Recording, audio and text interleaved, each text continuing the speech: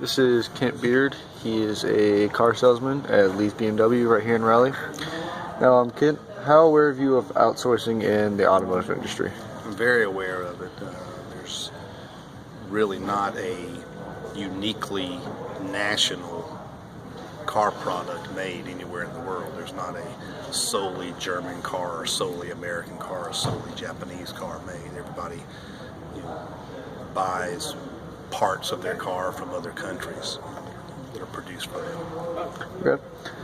Do you think outsourcing is beneficial or hurtful for the producer of the car? I think it's beneficial in that it offers some variety, because you're not, let's take Japan as a good example.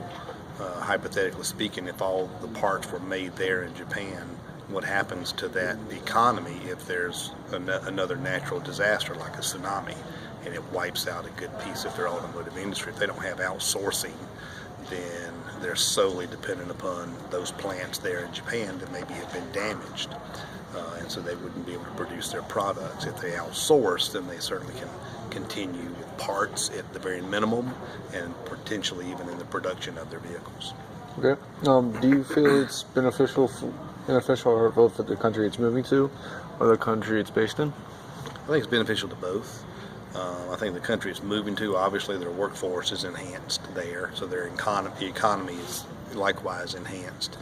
The country that is doing the outsourcing, again, I see it beneficial to them in that it gives them diversity. It gives them the ability to not be solely dependent upon one geographic area or even one political area. You may have tariffs that are in place. You may have taxes that are in place in a certain geographical area or in a certain country, and if that company is able to outsource, then potentially they can lower the cost of that goods to their consumer. Okay. Would you consider outsourcing in this industry a type of neo-imperialism? I think you could probably see that depending upon what country the product is being produced in. For example, if we look at India, for example, Pakistan, some of these smaller or third world type countries, if a large manufacturer goes in there and employs their workforce, certainly they can, to a great extent, control the political aspect of that country. A larger country like your China's, more sustained countries like your Japans and Germany's and countries like this, it would be less impactful. But it's certainly a smaller, more underprivileged country, absolutely, they could have a much greater impact. Okay. Do you believe using cheaper labor and parts, which could potentially negatively impact the quality of your product for a greater profit, is an ethical practice?